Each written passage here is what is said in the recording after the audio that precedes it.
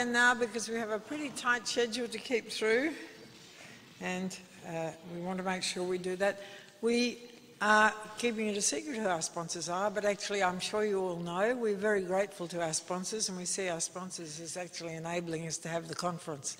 So we will be putting our sponsor notices up, but at the moment we're just trying to get our presentations to work through all the computers. But I would like to mention that OZeWAI is just a little group. So how amazing is it to have people flying in from India to join us? And I'd like to give a special hand to the people who come here from QA Infotech in India. They do accessibility testing, and that's something which we need a lot of everywhere. And I think it's fantastic to think that we could work with our very high-tech neighbours who do some wonderful work. They are members, interestingly, of the IAAP certificate. We are offering an exam on Friday for people who want to get that as just a start to thinking about certification that you might find useful in your context. Okay, so our first presentation now is Amanda Mace and Julie Grundy, and they're going to tag team. So I welcome you to learn more about WCAG 2.1.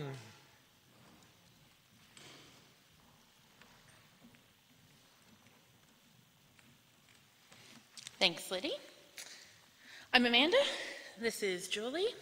Here comes 2.1. So most of you are going to know already that there are 17 new success criteria in WCAG 2.1. We're going to cover 13 of them this morning with so many great presenters talking about 2.1. We've actually taken the approach to talk about the more tech-heavy solutions to some of the new success criteria. We're going to break down what they mean, maybe give you some keywords that you can use with your developers, and hopefully make that transition from 2.0 to 2.1 a little bit easier. I'm not going to bore you with a lot of code, but I have got a few very basic high-level examples and a few demonstrations. I just want to show you the kinds of things that your developers will be working with. We've also chosen to group the criteria more by the kind of techniques that developers will be using, because you all know where the W3C standards are and can look up levels and criteria numbers yourself.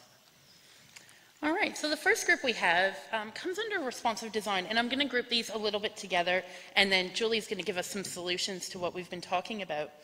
So these really are criteria that mean that responsive layouts are no longer that nice to have option. Developers want you to give them a good reason to play around with the code. So give them that reworking excuse and they'll be really happy. The first criteria which really falls into this group is orientation. Now, orientation is basically asking you not to force a user to hold their mobile or their tablet or even their small laptop a particular way in landscape or in portrait. So if someone has a tablet mounted to their wheelchair, for example, clearly turning it into portrait view when it's in landscape is going to be a little bit more difficult. So the criteria is just asking you not to force that on them. The next one's reflow, and it actually wasn't that long ago that we were pinching to zoom, scrolling on our mobiles to get mobile sites. This caused a lot of frustration for absolutely everyone, and the success criteria, while it seems unnecessary, feels like everyone's mobile responsive. It is still happening, so it's just good to have the success criteria that covers it and says that you have to do it. And finally, in this group is text spacing. So this one's a little bit more complicated. Text spacing is allowing people the ability to adjust a line, words, letters, and paragraph spacing without breaking your content. So really it's about improving the experience, particularly for people with dyslexia and low vision. You want them to be able to use it in a way that works for them. So a robust responsive layout will easily meet the orientation and reflow criteria. It's also really good for text spacing, as it is for text resizing. But for those two, you do need a little bit more than just a standard responsive layout. I've made a little demonstration that you can play with on CodePen, and I've got a link for that at the end. And the way that the spacing works is, as people are adjusting their text, it's flowing behind other content. it's flowing into areas where it doesn't have enough contrast. So the way that you can fix that is to try and avoid having fixed pixel heights and widths on items, and also telling your developers that every time they specify a text colour, they really ought to be specifying the background colour again. That way that as the text changes and moves around, it takes its background along for the ride with it. So I want to talk a little bit about this because I think that a lot of people go, oh, that's not the way I want my website to look. It isn't actually about your personal style. This is about providing information. So if someone's making these kinds of changes, whether they're using a Chrome extension or an app to make the changes, they actually care enough to persist to get your content. This criteria really is about letting them do that. The next sort of group of criteria that we really want to cover is they're met really easily with just a few HTML attributes. And the first one in there is identify input purpose, which makes a whole lot of sense to no one. Which is very typical of WCAG, because we've got 3 words there and we go, what does that mean? And what it really means is autocomplete or autofill. Now, we all appreciate autocomplete. I certainly do. It makes filling out forms a lot easier for everyone. But this is particularly important for those with cognitive disabilities. They may take more time, maybe filling out a form, reading your content. More time. Try that again. If they don't have the autofill. So what we really need is autofill markup. There are a couple of exceptions to this rule, and one of them sits around passwords, new passwords, and of course search. So I'll let Julie talk a little bit about that. So as well as the autocomplete attributes, and there is a long list of them that you can see on the Mozilla Developer Network website. There's some for credit cards, addresses, either in a chunk or line by line. There's a lot of them to choose from. The other aspect that you can do is there are a few additional input types which are also quite helpful. If you're using input type email or input type telephone, that brings up on a mobile device, it often brings up a better keyboard, which is again saving people the trouble of trying to tap through to get their numbers. If they're only typing numbers, you want a number input. The beauty of all of these autocomplete and the input types is that they're really well supported cross-browser. And when then, in the few cases where they're not well supported, it just falls back to a plain text input. There's no disadvantage to anyone who can't see it. It's the same experience they would have had anyway. The next more general criteria that's similar in this group is 136, identify purpose. Again, a bit vague, but generally what the idea is that people really ought to be using ARIA landmark roles wherever they can. There are a lot of ARIA roles out there. They're often complex to use, but I find that developers, once you let them know that they really need to be adding the landmark roles, they apply them fairly consistently and well. Obviously, the fiddly one is footer role equals content info. I'm not sure why it's not footer role footer, but such is life. The other additional role that I find really useful is form role equals search. If there are several forms on a site, it's easier for people who are looking for a shortcut or to search for specifically something they need. If you can call out, this is the search form. It's not our contact form. It's not a product sale form. Okay, so the next group really is around, well, we've called it device independence, but what we're really asking for here is to stop assuming how people are going to access the digital world. So the success criteria that we've grouped in under these are helping to ensure that everyone can customize what you've got for their own use. I want to start with 214, which is the character key shortcuts. Now, the ability to remap shortcut keys is popular in the gaming world, and if you were here last year, hopefully you remember that from my talk. To give another plug for that one. Giving users the ability to turn off your shortcuts, or better yet, to change them, actually gives the users with assistive technology the ability to customize so that it just works for them. We really want their technology to be able to work, and you need to give them the ability to either remap or at the very least turn it off. The only example I could find, or good example I could find of a website which uses single key shortcuts, which are the problem here with causing conflicts with assistive technology, is Gmail. It has, you can use J and K to move through to the next and previous email. Off the top of my head, I think it's R for archive. You can turn them off, and this is where it is in the settings. You do have to kind of scroll down and dig a bit to find this, and they don't make it obvious. I prefer the gaming console method, where you're actually offered a range of options for accessibility, and one of those includes the ability to remap a shortcut. You might want to use a shortcut, but not one that conflicts with your other software. I'd like to see that kind of method become more standard on the web, rather than a simple on and off.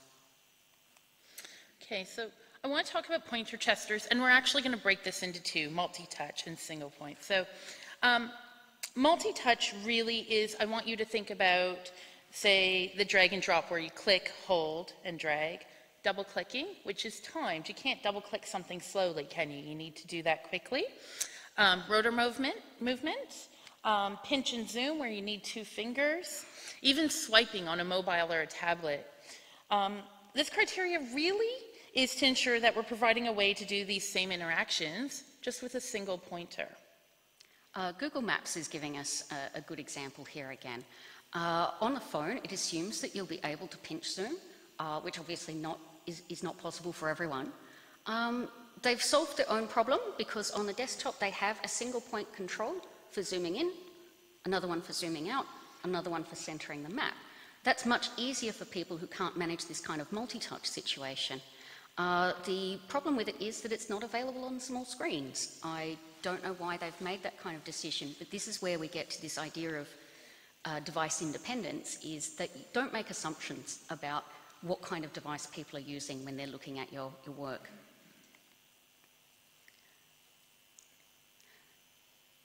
Oh, it is me.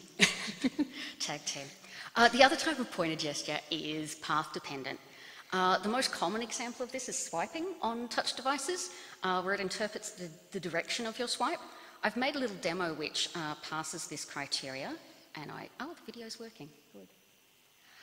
So you can swipe, but obviously that's not going to work for everybody. But you can also use a scroll bar, which is again that single point control that you can use if waving your hands around isn't going to work for you. People can choose whichever works best for them. So we're going to talk a little bit about pointer cancellation, and really this is about giving people the chance to correct their selection if they need. So using touch or a mouse, I don't know if you've ever experienced this, but obviously if you click on a link and you're still holding down that key on your mouse and you move it off the link and let go, it shouldn't select the link. It shouldn't. And if you've ever had it happen when you weren't expecting it, it's really horrible for everybody. I think this is less of an accessibility issue and more of a whole world usability issue. Again, I've made a little demo here of what I want to avoid. I've made a little self-destruct app. The first button is set to be triggered as soon as it gets a mouse, keyboard or touch input. And my head's exploded. The second button is set to trigger on mouse end, key up or touch end events instead of mouse start, key down, touch start. These JavaScript events actually have like a 3-stage model. It's got a beginning, a middle and an end. And a lot of what this criteria is about is making sure that you only trigger things at the end of the event, not at the beginning of the event. Give people that opportunity to change their mind. I want to talk about motion now. Now, this is probably a little bit more popular in the app world. Things like shake to shuffle the deck. Well, that action may be fun for some. For others, it's just not possible. So what this criteria, 254 is this criteria, and it isn't asking us not to allow for this type of enhancement. It's actually just saying that there needs to be an alternative to the action. And also the ability to turn off that enhancement for those who have shaky hands, or if you're in a car going over train tracks, who knows. So the ability to turn it off, but also the ability to do it without having to shake or move? So usually motion detection is based on sensors in smaller devices such as phones and tablets. If your developer starts talking about accelerometers and gyroscopes, get ready to talk to them about motion actuation. Not all devices have the same sensors, obviously. I'm pretty sure I would drop my laptop if I had to shake to achieve anything.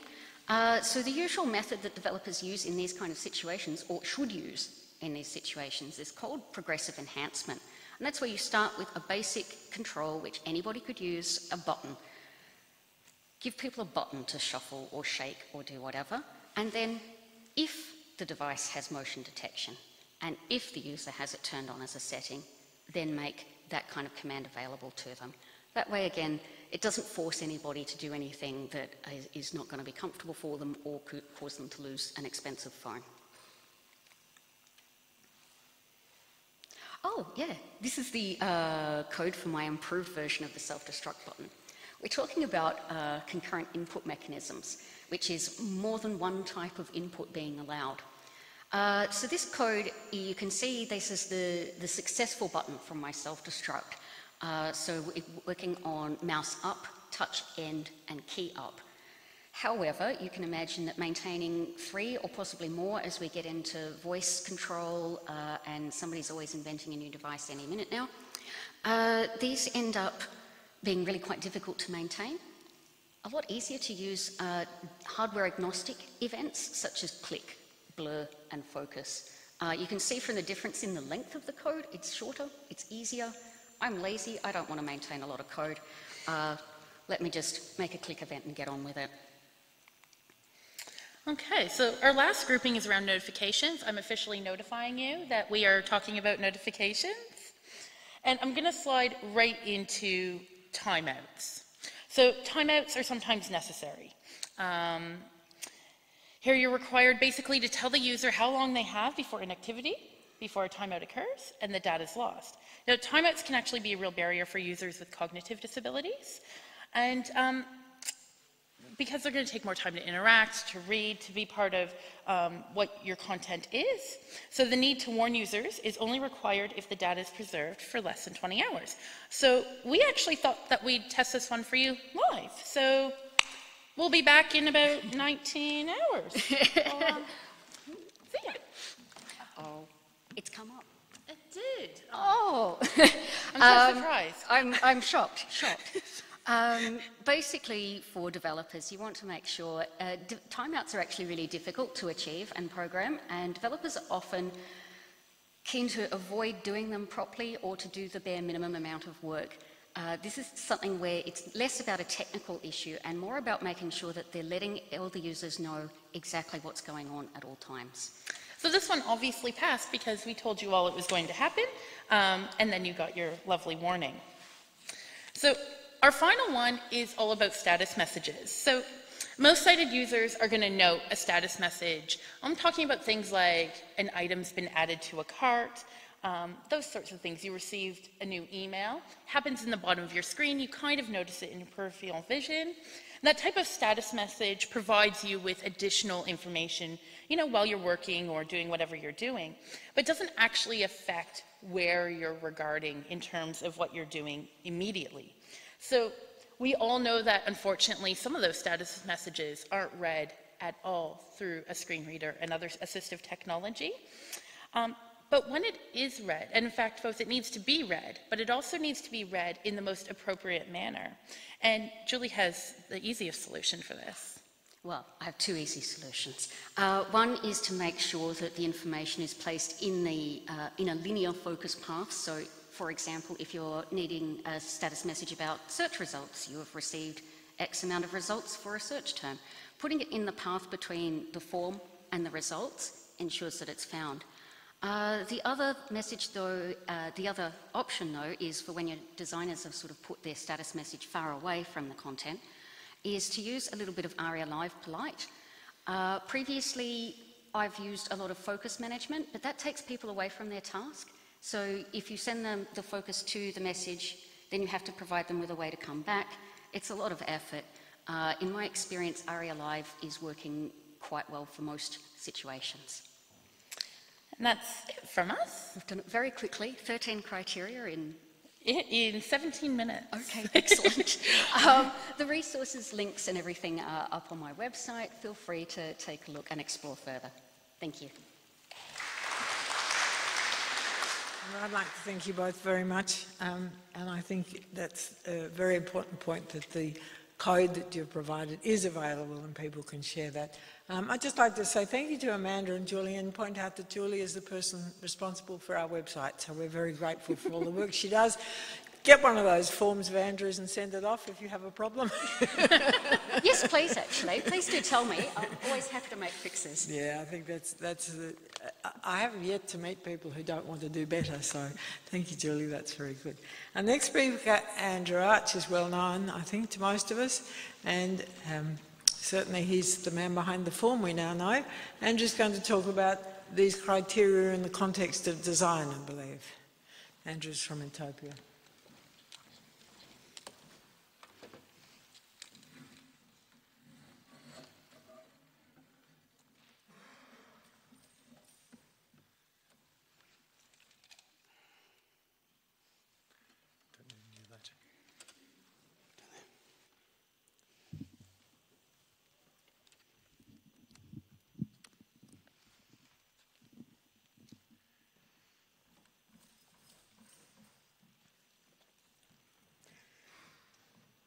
Okay, thanks. So I'm not going to go into the same sort of detail, in fact quite different detail from what Julian and Amanda just did, because in my view, and talking with Julian and Amanda beforehand, a lot of the stuff has technical implications in terms of how you code it, but a lot of it has design implications. So we hope that, I hope that what I'm going to say complements what Julian and Amanda told you about in that last presentation.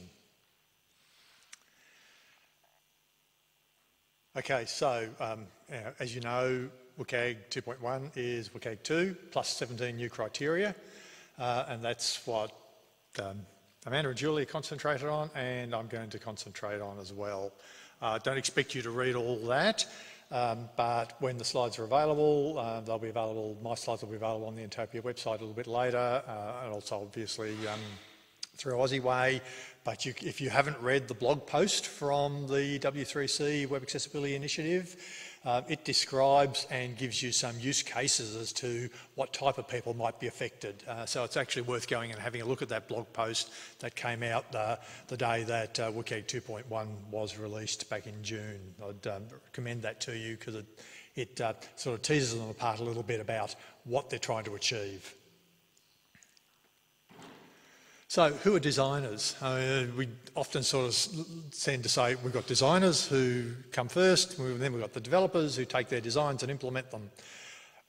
Designers, in my view, sort of get broken up into, and you can tease these out further, broken up into three categories. The visual designers and graphic designers, and yeah, they're a little bit different, but there's a big overlap there. The UX and interaction designers, and then content designers. And we often tend to forget about the content design. At a meetup in Melbourne recently, we had Sarah Richards, who was out here for a conference from Content Design London, who was the content designer at the GDS in UK government, and she was talking very much about the importance of content for usability and accessibility, and you know, a theme that I'm very strong on and have been when I've been with the Digital Transformation Agency here in particular. Rather than it being something that we write afterwards and we just let the content matter experts write whatever they write, rather than having it properly designed and edited and everything else. So the visual designers, graphic designers are concerned with what it looks like and what it might feel like in terms of how we apply the brand guidelines and all that sort of stuff to that site. And they look to combine the colours, shapes and fonts to improve that user experience. So they're taking a user experience perspective, but a different user experience perspective from the interaction designers who are interested in the interaction elements more particularly, as well as how the website looks and feels to the user. So who looks after what criteria? And I've just put on this table the criteria in one column, and then which of the three designers, visual design, graphic design, content design, might have a role in implementing. So orientation, the first one that we had there, to display a single orientation such as portrait or landscape, unless, say, specific orientation is essential, it's going to be, so the visual designer is going to have to take some control of this in terms of how they design what might be the portrait view of the site or the landscape view of the site, and how those elements are going to interact as you might change from one view to another. And that's very much the role of the visual designer. I mean, obviously the developer at the end of the day is going to have to implement in terms of a responsive design, but what the layout looks like is probably the domain of the visual designer, taking that layout and graphic design responsibility there. The input purpose, identifying the input purpose, that autocomplete, that's an interaction designer. They should be specifying, okay, if we're asking for this bit of information, the phone number in the example that Amanda and Julie talked about, they should be responsible for saying, yep, let's assign this to that type of metadata so that somebody can autocomplete it, and or on a mobile device the right keyboard comes up. So that's an interaction designer responsibility. Yes, again, it has to be coded correctly, but the design responsibility comes back to that interaction designer. Identifying purpose. I see that that's as much about the content designer associating the user interface components and icons. It is a AAA, so I haven't seen anybody do this, but in terms of what icons might be associated with what content, if somebody wants to swap in an icon set for certain keywords that might be more meaningful to them. 4.1.10 reflow, again, it's a visual design in terms of designing for different widths, as somebody might be zooming that screen up, but also specifying the order of those interactions rather than just letting the programmer decide what seems to be sensible. The interaction designer might have a particular order that they want those things to reflow into in terms of the user interacting with the site. Non-text contrast, fairly obvious, that's going to come back to the visual designer. What are they going to do in any of the graphic elements that are going to be on that page, be it a graph, a diagram, even a photograph that might have some meaning, but more particularly the interactive elements like text boxes, radio buttons, all those types of interactive elements, to be sure that somebody can actually see them and that they've got that contrast of 3:1 rather than whatever they might have chosen to meet their brand colours. So primarily the job there of the visual designer. Text spacing, it's probably just a little bit of the visual designer, making sure that the typeface choice that they might be making there is going to work okay if somebody does make the types of changes that we're talking about. I mean, line spacing, paragraph spacing, word spacing is probably fine, but some fonts may behave strangely or be difficult to read if the character spacing is changed, for instance. Or maybe the character spacing needs to be changed a lot to actually separate those characters in some of the font types where some of the characters actually go back underneath another character, depending on the combination of letters in a word.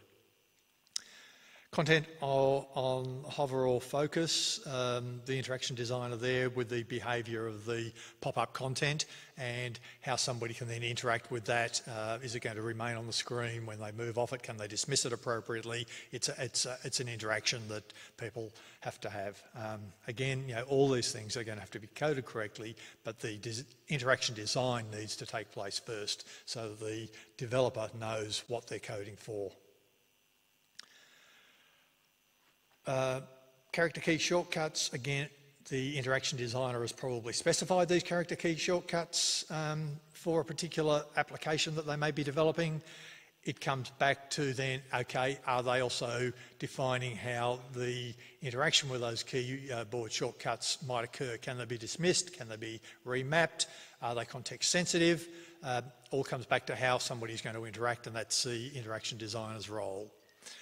Timeouts, I think, is the responsibility of all three designers, the visual designer, the interaction designer and the content designer. Where are those warnings going to be placed on the screen? How are they going to be designed into the process when that timeout happens? What's the timing of that warning? Because that's part of what's going to happen with this criteria. And then the content designer in terms of what the warning message content is, so that it's going to be clear and understandable by anybody who is able to receive that. Animations from interactions, again, the interaction designer has probably specified what that interaction is going to be, so they should be specifying how somebody might or might not be able to interact with it and control it. And I've jumped over a group, which I'll come back to, because they're all new, the whole guideline is new. Status messages, 4.1.3.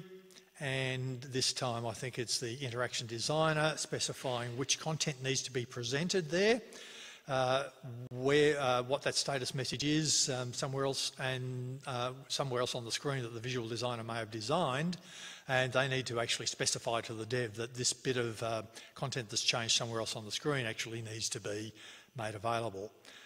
But the content designer also has to make sure that it's understandable and meaningful, depending on the nature of that message. So guideline 2.5, input modalities, is the brand new guideline. Who takes responsibility for these? Primarily, I think it's the interaction designer, but let's just work through them. Pointer gestures. The interaction designers probably specified what all those gestures are going to be. You know, the side swipe, the double tap, the pinch zoom, and we saw some nice examples of that with the Google Maps in that last presentation, where on the desktop you can pinch zoom to zoom in if you've got a touch screen on a laptop. Or if you're running in a web browser, but you can't do that if you're running the app. And probably the difference there is that Google had two totally different development teams, might be obviously drawing on the same back-end data, but two different development teams who didn't think about the interactions that people might be wanting to make with that, and assumed that if you can use a smart device with a touch screen, obviously you can do complex gestures. No, not necessarily. 2.5.2, pointer cancellation. Again, interaction designer, the specification of the pointer functionality is what they've designed, and they should be designing how somebody can cancel, can they do, if they've gone down, can they move off before they release? Can they do a undo? Whatever that interaction might be, they need to specify that as part of that interaction design for pointers. Label in name, making sure that what is on the button label is also what is in the code behind there. So I think the content designer has the role there in terms of designing clear and meaningful labels and making sure that any expanded label that might be being giving context to somebody who might be listening to it is also usable for somebody who might be dictating commands to their screen. The read mores that we see all the time could be read more about, and we've got the context there, but shop now, sometimes the developer might add the context shop for brown shoes now, which means that somebody who is trying to interact with that with voice dictation is going to have difficulty, because they might say, go to shop now number 3. My Dragon emulation is not very good. I apologise to Dragon users in the room, but that won't come up because shop now is no longer a phrase in the code behind there. So I think it has a responsibility for the content designer to understand the implications of what they might be adding as contextual information behind for that button, and make sure that the devs write that up appropriately, that the right content is being given to be coded there. Motion actuation, again, the interaction designer, if they've decided that something is going to be motion actuated by shaking or tilting or whatever, they should be also responsible for saying, okay, how is that being triggered? How can we disable that? What are alternatives? Target size, visual designer primarily responsible for specifying that the target sizes are 44 by 44 pixels. You probably can't see because it's an A. I actually had tried to wipe out one of the A's in the AAA on this criteria, because I think, like most of you, most of us would say that should have been a double A at the very most, if not a single A, in terms of touchscreen interactions. And concurrent input mechanisms, another AAA. Again, it's the interaction designer that would be specifying what all the input modalities are, and hence should be specifying what alternatives might be being made available to people. Who's working in an agile environment here? About a quarter of you. The teams that I've worked with, I find that user stories really help for this type of stuff, so they understand why and what it is, but also why they're trying to do it. So again, refer you back to that WCAG blog post, because they have taken personas out of how people with disabilities use the web document that is also on that website, and created some reasons why as a this type of person, I need to do this. So it's a good way of actually turning what might be a technical requirement into a meaningful requirement in terms of who, what, and what the outcome will be or the outcome won't be if this isn't taken care of. Other people who have got some good personas, Sarah Horton and Whitney Quisenberry's book, but they put all their personas online, and Barclays Bank has a good set of personas if you're wanting to use some personas to model this user stories off. As I said, lots of the design, there are lots of design implications, as I see it, for all of these new criteria, but the developers still need to implement correctly. At this point, the W3C has published very few techniques for these new criteria. They're working on them. If any of you have techniques for implementing, and Amanda, Julie, call out to you too, please send them through. They do try and update the techniques much more regularly than they used to, and particularly I think they'll be taking notice of any techniques that apply to the extensions of 2.1. There we go, 2 minutes. Jerry?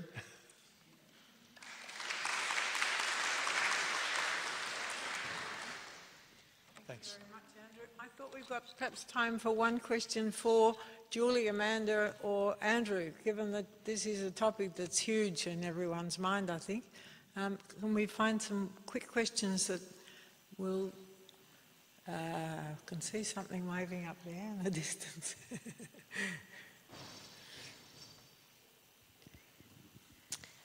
Hi Andrew, thanks for that, and Julie and the guys. Thanks so much, that was great.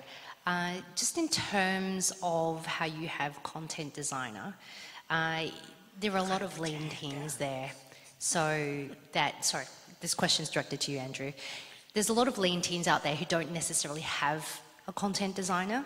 So in terms of as lean as it might have one designer that crosses all three, or alternatively a visual and a UX designer / interaction designer / content designer. So I think the challenge with certain teams, delivery teams, is that they see the abundance of guidelines is really hard to understand, first of all, so there's barriers there. How do you suggest, when you map it out like that, okay, these are the clear responsibilities, to say to a very lean team, now, I mean, what's your approach to say who should be taking on what responsibilities in lean teams? If people have got combined roles, and that's not uncommon, I mean, this is an ideal world, and you can break those categories down further that I'd put up there. You know, the designer per se that might be looking after the visual design and the interaction should also be very cognizant of the copy that's going in and how that's being written, because at the end of the day, if somebody can't understand the content, then they're not going to do anything on your website at all. So it is something that gets overlooked a bit, but we're starting to see more blog posts and things about UX writing, which is strongly related to content design and so on. I think that the person who's taking that design perspective needs to be very cognizant of the importance of content on a website or an app at the end of the day, because otherwise, if somebody can't understand or things are in the wrong order or confusing, it's as important, if not more important, than the visual layout of a page and the colours and graphic elements and so on that are being used. Thank you. Perhaps we can fit in a quick question while we're setting up the computer for the next speaker. Is there another question?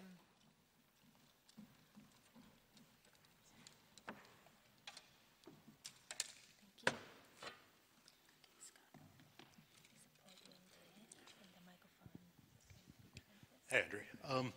Just had a quick question on your user stories.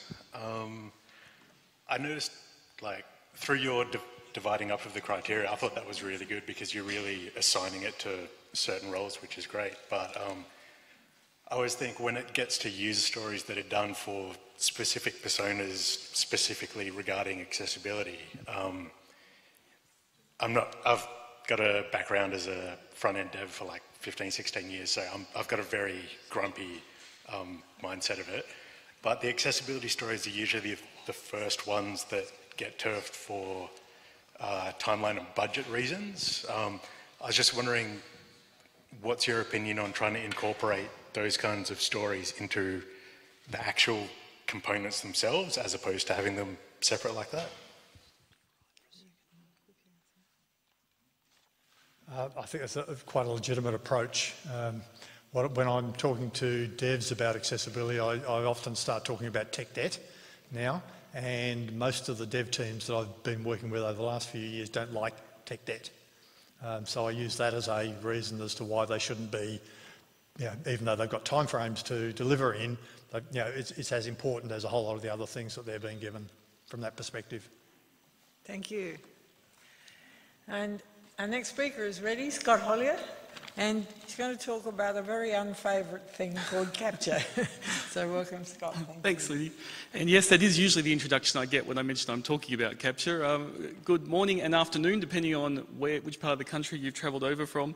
And it's wonderful to have a chance to be back at OZeWAI again.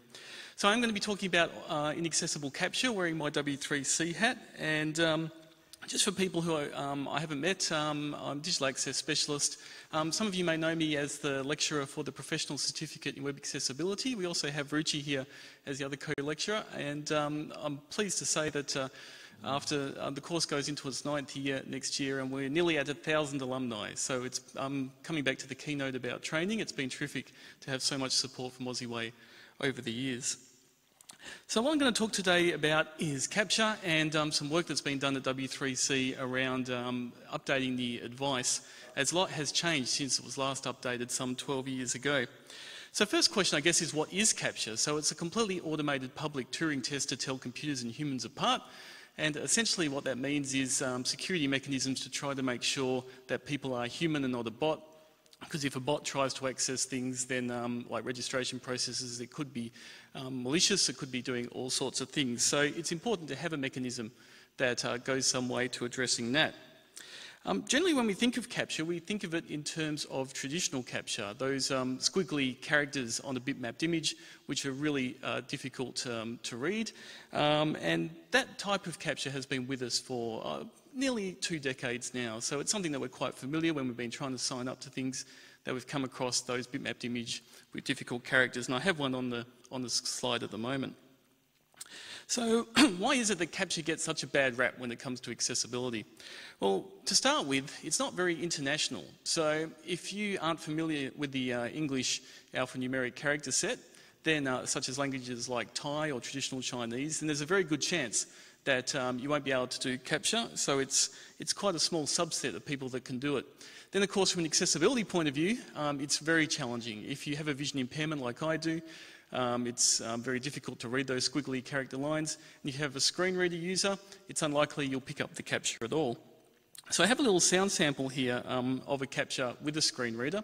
This is from my favourite Chinese wholesale website. I like retro gaming. They're very cheap Gallagher t-shirts if anyone's interested. And I'll just play a little sound sample with how the screen reader sounds. Email address, editable text. Group, form landmark, password, editable text. Group, form landmark, enter the code shown, editable text, link, refresh the image, remember me button. Okay, so what happened is when it got to the CAPTCHA, it just said image. Now that's by design, because if you can appreciate that if the screen reader could pick up the CAPTCHA, then that means that a bot could also pick up the CAPTCHA. So that is actually intentional, but what it means is that for screen reader users, completing this site and buying those awesome Gallagher t-shirts just wouldn't be possible for people using assistive technologies. So a lot of people then say, well, what about audio capture? Because usually when there's the squiggly lines that are hard to read, there's also the audio side of things. Well, I have here a sample of an audio capture, and they're traditionally very challenging for people with hearing impaired, but I'd be interested to hear how everyone goes in the audience. So let's have a listen to that. Fact. Government has draw this device. So maybe just shout out yes or no. How did you go with that? Yes or no? Now we're in the ABC studios, so we have pretty decent sound equipment here. Now, let alone if you're on a smartphone in a crowded space, or, importantly, have a hearing impairment. So your reaction is very similar to mine. I've listened to this many, many times now, and I still can't figure out half the words. So it's fair to say that audio captures are also not our strong point. So the question then is, what can we do about it? So the last time W3C provided advice on this was 12 years ago, and we've looked to try to update it. So I'm part of a group, and I'll just take a breath to get through all the acronyms. The W3C, WAI, APA, RQTF. W3C love their acronyms. I'm just going to take the last four, which is the Research Questions Task Force. So the Research Questions Task Force is a bit like an advanced scouting party. Our job is to see what technologies are on the horizon, what's on its way, and then we usually pass that information to other groups for their use, and also we look to do updating of existing notes. So a lot of what we do is research, trying to see what's in the literature and what's going on out there. And certainly CAPTCHA has got our attention, is always a topic of interest, and the note certainly needed updating. So myself, Yanina Sachka and Michael Cooper are the lead editors on the update. And I'd also just like to acknowledge the chair, Jason White, who many of you will know is a very old OZeWAI friend, and he does pass on his regards. Also Judy Brewer and David Sloan, who some of you may know, also join our call regularly on the very late time zone of Wednesday nights, our time, or if you're in Sydney, very early Thursday morning. Just to acknowledge that people involved in W3C, like Amanda and Andrew before, yes, we don't get a lot of sleep when it comes to taking these calls. So with that in mind, what has changed? Well, I think a really important thing to acknowledge with traditional captures, as we've just seen and heard, is that not only are they inaccessible, but they're really not secure anymore.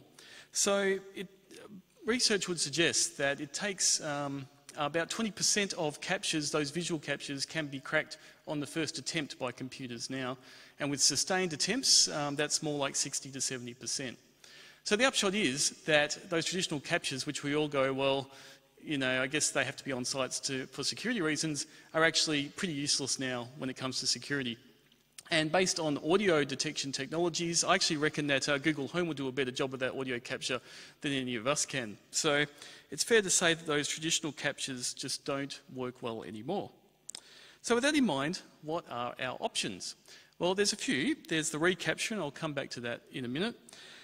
There's also the use of federated identity. So a lot of us will know our security through, say, Microsoft or Apple or Google, when we have a lot of devices registered with them, and so they can figure out not only if we're a human, but also that we are we. And what I've found even recently is that with Google, if you want to change your password on one device, it will often say, do you have this other device? And when you say yes, it will send information to that other device to help you get your first device sorted out. So that's a popular way now of figuring out that you are you. Also, biometrics play a big part now with Windows Hello, Face ID, fingerprint scanning and so on. So those are some other popular methods. Also, SMS. A lot of government departments will use SMS to verify your identity. So let's come back to the reCAPTCHA. When we first published our draft note in July, we were pretty optimistic about the reCAPTCHA. The reCAPTCHA is a little tick box that says, I am not a robot. The idea is that there are analytics going on behind the scenes so that by the time you tick the box, it's figured out from your movements that you are human. And myself and 2 others are vision impaired on the group, and we also found anecdotally through research that these seem to be really good with a screen reader, because you could get to the tick box and you could tick it, and it seemed like a great solution. But there's been one really big flaw. And I've got a little clip here from the Big Bang Theory, and they sum it up much better than I can. Hi. All right, got his enemies list. Ooh, he updated the interface. You can search by first name, last name, or length of grudge. So is Tam on it? Let's see. Yep, right here. Tam Wen. Oh, great. What did he do? Hold on, I have to agree to the terms of service.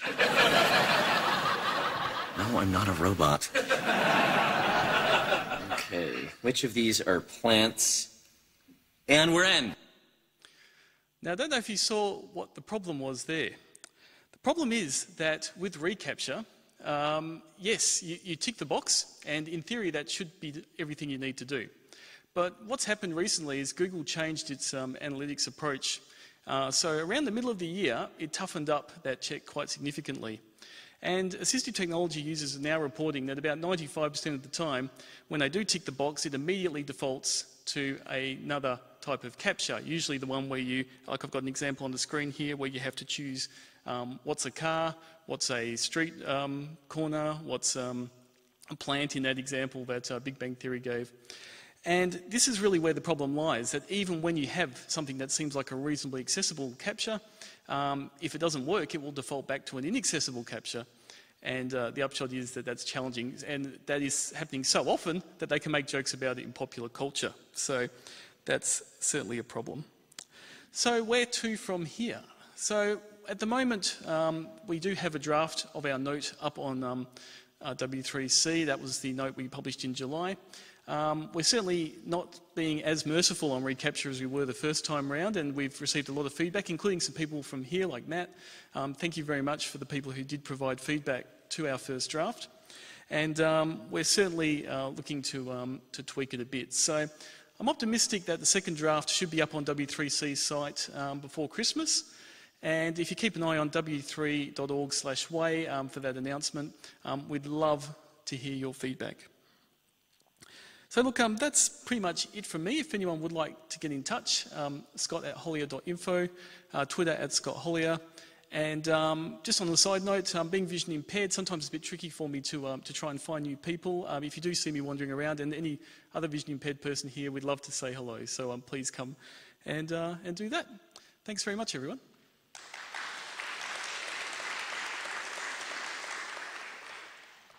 Scott, we have got time for a question, but I believe that when CAPTCHA first started, one of the clever things that lay behind it was that humans were identifying what in fact those strange little bits of digital image were as a way of actually understanding images of text that couldn't in other ways be translated. So I think it served a purpose in that sense once, but I'm sure it doesn't continue to do that. Do we have some questions? Again, we can't, I can't see up there, Scott, nor can you, so we just... And if everyone's hungry for lunch, I understand too. No, there's a question. Hi, Scott. Yeah, I've been doing a small bit of research with CAPTCHA myself, and it seems recently version 3 of Google's reCAPTCHA really starts to present some opportunities of removing the image identification entirely. So it's now returning a probability score based on user behaviour, and based on that, you could start to funnel users go through other more accessible checks, so like a honeypot or an extra text field which they have to work through. I'm just wondering, have you experienced any of that, or have you done any research on version 3 of Google's reCAPTCHA? It's good feedback. The feedback we've been receiving from our first draft has made a similar point. So we're just getting some information back from people now. One of the things when we were putting together the first draft is we turned a lot to industry literature and academic literature, which is, I guess, just a little bit off the pace in terms of that those current developments. So what's great about W3C processes is that they always have that public feedback. So yes, there has been a number of people that have fed back to our draft, and that has been one of those quite consistent messages. So whilst, reCAPTCHA as it stands is a bit brutal, it certainly looks like that there will be improvements down the track, and we'll endeavour to factor that in our note. Great question, thank you. Do we have another question? Well, no longer. Ross beat me to it to ask if you had any experience with reCAPTCHA 3. And another question's coming? Hi Scott, it's Matt here.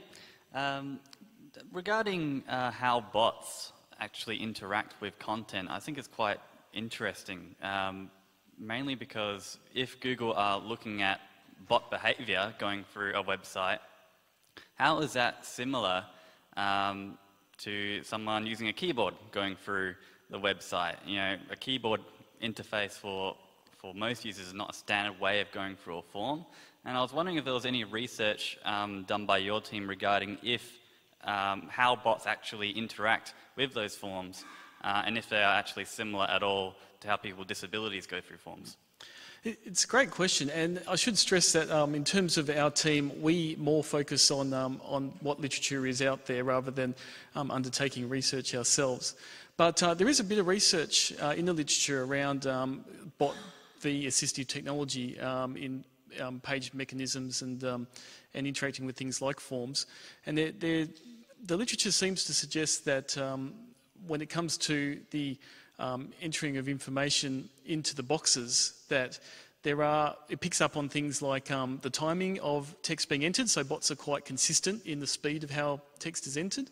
So one way is to see if there is variation in the speed on how text is entered. I think by memory there was also looking at the analytics around typos and things like that when people backspace. So there's a few things like mechanisms like that where they try to pick up if it's an assistive technology user navigating as opposed to a bot, and the bot will always be very methodical and consistent with timing. So there are a few mechanisms there to determine the difference. But that said, yes, the fact that reCAPTCHA has tightened up so much in what people commonly come across would suggest that, yes, there's some issues around that at the moment. So, yeah, that's pretty much where it's at. Thanks, Matt. Hi, Scott. Someone once said that the problem of bots is actually that of the website owner, and they make it my problem, which I concur with. So they're making the issue mine rather than theirs to deal with. What is wrong with some of the ones I've seen, like the orange test, what colour is an orange, or leave this field blank, or how many legs does a horse have, and those sorts of simple questions? Are the robots clever enough to read those and be able to answer appropriately? Robots aren't too bad with things like that, but from a disability perspective they can be challenging, just because a lot of those captures are quite visual in nature, and so people with a vision disability can't complete them, like trying to pick the colour of an orange, for example. That said, I mean, what's encouraging about what we've pulled together in this note is that there are many alternatives, and as you say, captures do kind of become the problem of the user, and that's really not fair. So techniques to make it easier Certainly if you have control of an ecosystem like an Apple or a Google or a Microsoft, you have much more flexibility in how you do it. But biometrics are being particularly useful at the moment in making it much easier. If you can just put your finger on a fingerprint scanner or use Face ID on your iPhone, then that's a much simpler process. And even just SMS or two-step authentication, receive an email verification. So there are lots of alternatives to make it much simpler for users.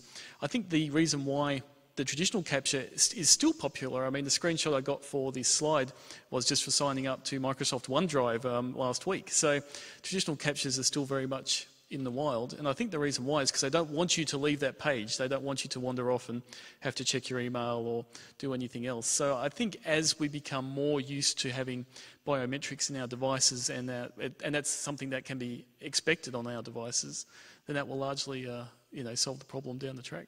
Okay, I'm afraid we must stop there. Thank you very much. But Scott's around, so you can catch him and ask him more about his favourite CAPTCHA at any stage. Well, now, I just want to remind you the sort of disproportionate participation of Australians in the W3C work.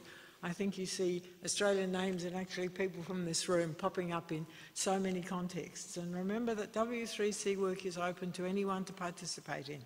Or if you just feel a bit shy about it, you can lurk and listen and learn. So it's a very open organisation, and it's one that I think we all can take a part in and contribute to. So we're going to move on to lunch.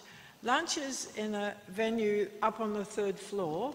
To get to lunch, we're going to go out this corner again, and there are, in fact, 3 lifts available. So we can go up, many of us.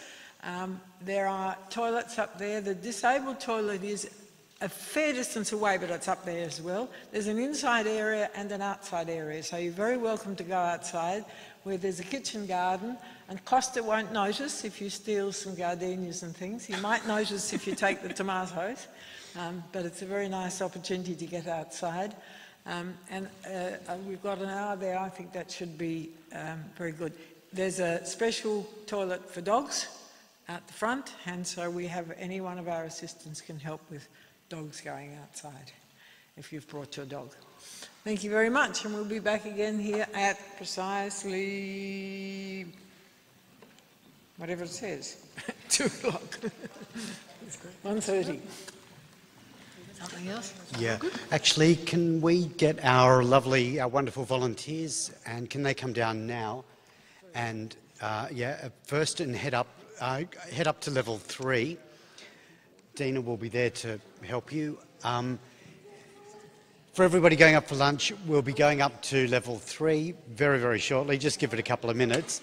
If you have any issues at all, there are volunteers up on level 3 that will help you.